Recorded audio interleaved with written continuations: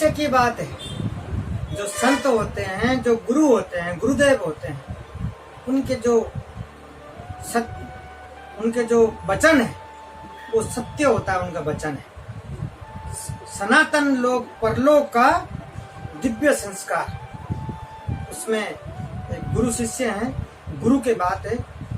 एक बहुत सुंदर कथा है, ध्यान से सुनिएगा।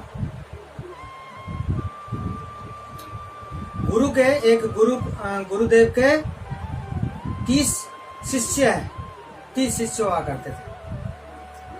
30 शिष्य थे। उस शिष्य के अंदर एक शिष्य एक बार गुरु महाराज जी के पास अरदास लगा करके बोलता है कि गुरुदेव कि मेरे इतने दिनों की बात, इतनी तारीख को मेरी बहन की शादी है, तो मुझे शादी में जाना होगा। गुरुजी को बोलते हैं, तो गुरुजी बोलते हैं ठीक है। तो उसके साथ साथ शिष्य गुरुजी से निवेदन करता है कि आप चलेंगे तो बहुत अच्छा होगा। तो गुरुदेव कहते हैं मेरा जाना होगा नहीं होगा, लेकिन आपको जरूर भेजूंगा। तो बीच बीच में गुरुदेव को वो शिष्य याद दिलाता रहता है कि मुझे जाना है। जब शादी की निकट होता है, तो इशारा इसलिए करता है बार बार कि वो गरीब है, तो गुरुजी उसके बहन की शादी में कुछ सहायता कर दें, कुछ धन दिला दें जो उसको शादी के अंदर सहायता मिल जाए तो उसके काम सही होगा। तो इशारा में बीच बीच में वो शिष्य गुरुदेव को इशारा में बोलता था। गुरुदेव समझ गए थे। तो गुरुओं के पास में तो वो सिर्फ कुछ होता ही नहीं, धन तो कुछ होता ही नहीं है। तो जब निकट हो गया, आने को समय आया, तो सुबह जाना था, तो शाम को वो शिष्य बोलता है गुरुदेव को सुबह मुझे जाना है। तो गुरुदेव बोलते हैं अच्छा ठीक है। जब सुबह होता है तो जाते समय गुरुदेव 5 किलो अनार मंगा करके इसके हाथ में सौंपते हैं कि ये 5 किलो अनार है, ये लेकर के जाइए आप।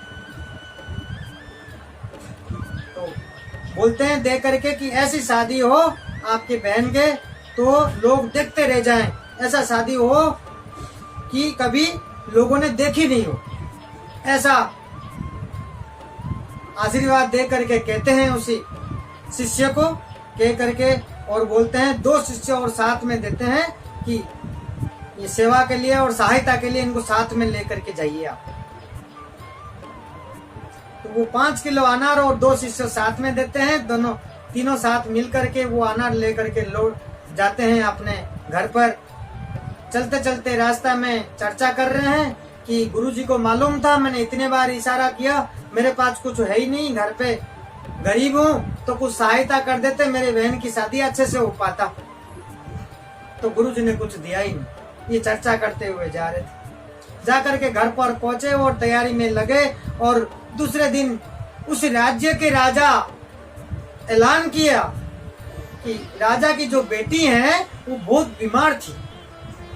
बीमार थी और उनको ये वैद्य ने ये आदेश किया था कि इस कुछ दवा है, वो ये दवा तभी देना जब अनार की जूस के साथ। और उस राज्य में क्या है, फसल नहीं होता था, फसल भी नहीं होता था उस राज्य में, मतलब अकाल पड़ा हुआ था उस समय। तो राजा के पास जब वैद्य ने ये बोला कि इस बेटी तब आपके ये बीमार से मुक्ति तभी मिलेगा, ये दवा है, लेकिन दवा के साथ अनार जूस के साथ आपको ये खिलानी है दवाई। तो राजा ने चारों तरफ देखा, उस समय फल फ्रूट कहीं मिल ही नहीं रहा था, अनार मिल ही नहीं रहा था। तो राजा ने ऐलान कर दिए कि जिसने अनार मुझे ला करके देगा तो मैं उससे बहुत बड़ा इनाम दूंगा। इनाम कह करके उस राज्य में ऐलान कर दिया। और वो ऐलान करने वाला गांव गांव घूम के ऐलान कर रहे थे। तो उस समय ये जो अनार लेकर के आए थे ये शिष्य, इनके इन तक बात पहुंचती है। तो वे शिष्य सोचते हैं कि क्या करें। तो वो अनार लेकर के सोचते हैं कि दे देंगे तो राजा इनाम आएगा तो हम बहन की अच्छे से शादी कर पाएंगे। तो अनार लेकर के ये शिष्य चले जाते हैं राजा के दरबार में। तो जा करके अनार देते हैं और वो अनार से जूस निकाल करके अपने बेटी को दवाई खिलाते हैं। तो वो उनका बेटी ठीक हो जाती है। ठीक होने के बाद तो वो राजा खुश हो जाते हैं। खुश होकर के पूछते हैं कि आप ये अनार कहाँ से लाए, आपको कैसे मिला। तो ये सारी बातें बता देते हैं कि हमारी इस तरीके से गुरुजी ने दिए, इस तरीके से हमारी बहन की शादी है, ऐसे ऐसी।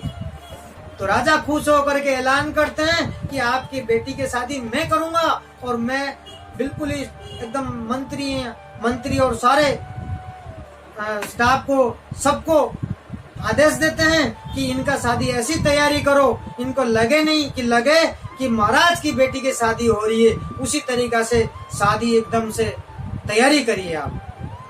तो इस तरीका से शादी होती है। एकदम बारात आते हैं, बारातियों के एकदम सोने चांदी एकदम दिया जाता है, उनके सब हार पहनाया जाता है, एकदम भव्य स्वागत होती है। ऐसी शादी होती है, उस राज्य के गांव वाले देख के हैरान होते हैं, ऐसी शादी कभी देखी नहीं थी। तो राजा इतना धूमधाम से उनके बहन की शादी करवाते हैं और वो इतना खुश हो जाते हैं वो शिष्य कि सोचते हैं गुरु के जो महिमा है और गुरु के जो बातें हैं वो तो सत्य हैं। गुरु का जो बातें हैं, गुरु जो महिमा है वो तो भगवान की समान है। तो कहते हैं कि जो इस तरीके से उसका बहन की शादी होता है और वो शिष्य वापस शादी कर पूरा करके सारा काम निपटा करके वापस गुरुदेव के पास लौटते हैं। तो कहते हैं कि गुरु के बिना जीवन में कुछ सीख पाना और आगे बढ़ना, किसी चीज को हासिल करना, कोई चीज प्राप्त करना है जीवन में, तो उनके बगैर तो हो नहीं सकता। और जो गुरु होते हैं, जो साधु संत होते हैं, उनकी जो बात होती है वो इधर उधर मतलब बेकार की बात नहीं करते। वो उनके बात बड़ा सत्य होता है और उनकी बातों में मतलब ऐसी होती है शक्तियां। तो वो पता चल जाता है उनको कि क्या सही है, क्या गलत है, क्या करने से सही होगा। उनको आगे का पीछे का वो इतना तप करके उस जगह पहुंच जाते हैं, वो परम धाम तक पहुंच जाते हैं। वो भगवान के जो आशीर्वाद दुआएं होती है उनके बराबर हो जाते हैं। तो कहते हैं जीवन में आगे बढ़ना है, रास्ता दिखाते हैं, वो जीवन में गुरु होता है। तो हमेशा जीवन में अपने जीवन में गुरु होना बहुत जरूरी है।